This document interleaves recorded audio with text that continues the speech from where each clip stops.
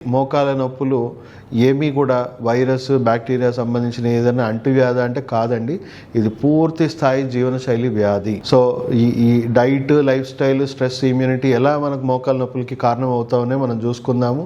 So టైంకి తినట్లేదో లేదా wrong food habits ఉన్నాయి. దానివల్ల ఏమవుతుంది, మన బాడీలో టాక్సిన్స్ పెరిగిపోతూ ఉంటాయి, లేదా ఆకలికి బాడీలో ఇన్ఫ్లమేషన్స్ అనేవి పెరిగిపోతూ ఉంటాయి. సో దానివల్ల మీ గట్ హెల్త్లో మార్పులు అనేవి జరుగుతూ ఉంటుంది. టైంకి పడుకోవట్లేదు, టైంకి తినట్లేదు, లేదా ఓవర్గా వర్క్ స్ట్రెస్ అనేది ఇలాంటివి పెరిగిపోతూ ఉన్నాయి.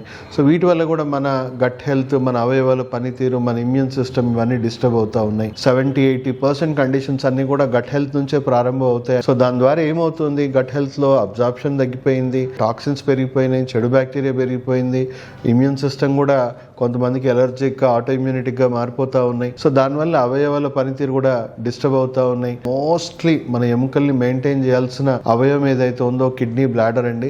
సో ఈ కిడ్నీస్ ఏవైతే ఉన్నాయో, మన బోన్ మ్యారో అంటాం కదా, ఎముక లోపట ఉన్న ములుగు పదార్థం కానీ, ఆ గుజ్జు పదార్థం కానీ, ఈ మెయింటెనెన్స్ వర్క్ చేసే అవయవాలు ఏమైనా ఉన్నాయంటే అవి కిడ్నీ, బ్లాడర్ అండి. సో ఈ కిడ్నీ, బ్లాడర్ ఆరోగ్యంగా ఉన్నాయంటే ఎంత ఏజ్ అయినా కూడా మనం చూసుకోవచ్చు. మనలో చాలామంది 70s, 80sలో, 90sలో కూడా మోకాలు నొప్పులు లేని వాళ్ళు చాలా రేర్గా మనకు కనబడతారు. వాళ్ళు ఉన్న ప్రత్యేక గుణం ఏంటి, మళ్ళీ ఇంకొకరు సఫర్ అవుతూ ఉన్నారు, వాళ్ళకి వీళ్ళకి డిఫరెన్స్ ఏంటి అని చూసుకుంటే వాళ్ళ కిడ్నీ ఆరోగ్యం చాలా పర్ఫెక్ట్గా ఉంది. సో వాళ్ళ ఏజ్ పెరుగుతున్న కొద్దీ వాళ్ళ ఎముకల్లో మెయింటెనెన్స్ కూడా పర్ఫెక్ట్గా ఉంది, కాబట్టి వాళ్ళకి ఎలాంటి సమస్య లేదు. చాలా తక్కువ చిన్న వయసులో కూడా మోకాలు నొప్పులు ఎందుకు వచ్చాయనంటే కిడ్నీలో ఫిల్టర్స్ డ్యామేజ్ అయిపోయాయి, మెయింటెనెన్స్ సరిగా జరగట్లేదు. దానికి తోడు ఆ యూరిక్ యాసిడ్ లెవెల్స్ అనేది రక్తంలో పెరిగిపోయి, ఈ యూరిక్ యాసిడ్ అనేది మెల్లిమెల్లిగా మనకి కాళ్ళలో చేరి మోకాల్లో జాయింట్స్లో చేరుకొని ఎముకని మెల్లిమెల్లిగా గుల్లగుల్లగా మార్చేయడం ఇంటర్నల్గా, అండ్ కాల్షియం అంతా లీచ్ అవుట్ చేయడం వల్ల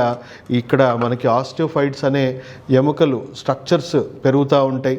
సో కాల్షియం లీచింగ్ అనే చోట అంతా కూడా ముళ్ళు లాంటి స్ట్రక్చర్స్ ఇక్కడ ఫామ్ అవుతూ ఉంటాయి. పూర్తిగా గుజ్జు అరిగిపోకముందే ఆ ముళ్ళు లాంటి స్ట్రక్చర్స్ తాకడం వల్ల టక్ టక్ అని సౌండ్స్ రావడము, త్వరగా స్టిఫ్నెస్ రావడం అనేది జరుగుతూ ఉంటుంది.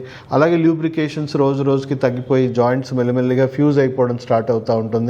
సో ఎముకలు మెల్లిగా బెండ్ అయిపోవడము, ఇలాంటి కండిషన్స్ జరుగుతూ ఉంది.